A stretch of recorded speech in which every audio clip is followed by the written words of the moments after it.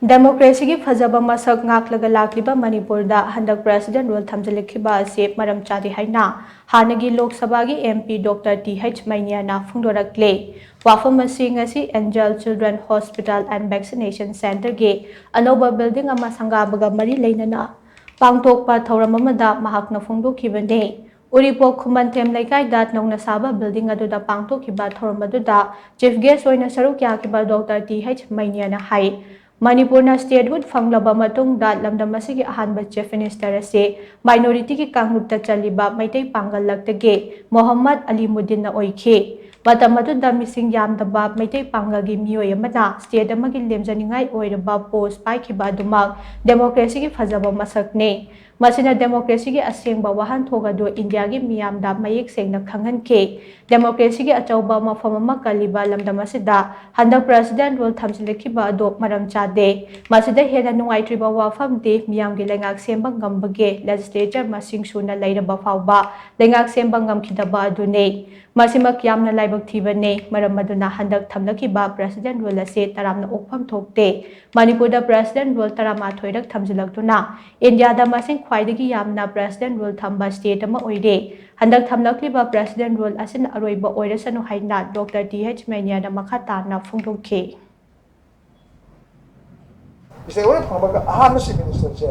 masi khoi muslim gi khoi praibungo alimudin chai na oi masi maksu democracy gi amna chawa contribution ma khoi gi indian gi context gi anga su khoi madune na khoi lobi khoi yam ponga ma ha khoi di mbiyo minority ni moi si matam da hardly moi 7% mo lai poti adum ba de masi wa uzo khoi share dai me ata muslim singi pana reservation ji 4% di bene khoi ni wa ya ada khoi ji da democratic system de khoi ada obudagi adum the way palm the independent have obudagi di it is even from the khoi di lai rabni democracy che khoi black ya ho le ba adu lai chi badi president rule che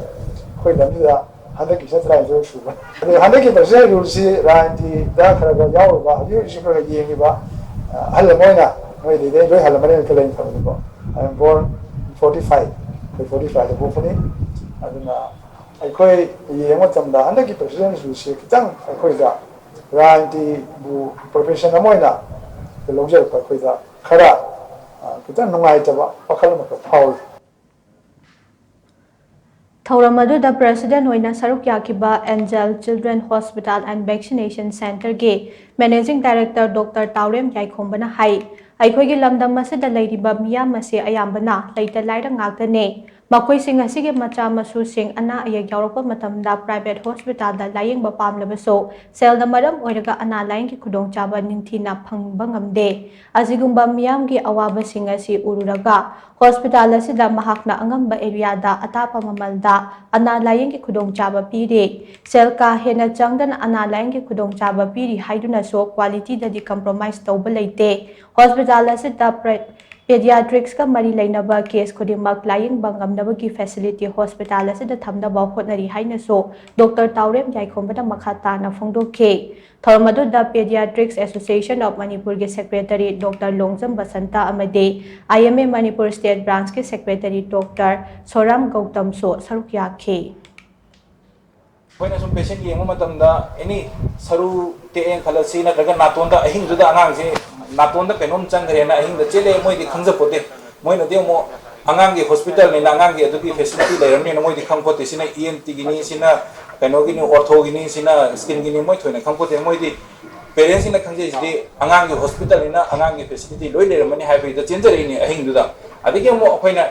sidi natonda kano de natonda changmani na pois de leite sidi ENT da chapiro ade saru te na khona sidi saru gi da chapiro science mo hai ba jing je moi parents yam na penja da ba khoi da jam ngai ja da ba ahing du da chenjara lai sidi phangam ne adu ga mo khoina mo thaidok khi bese so moi asido ine jalo na sum thaidok so je refer to yam na parents su ngai ja da ba khoina su yam ngai ja da ba phawi adu gi wakhalon da mayam na praja gi natra ga khoi gi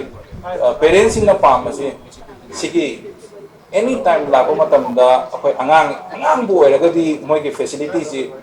phangba haibasi akoi duki pina bagi dom to yamna kanna hona jabani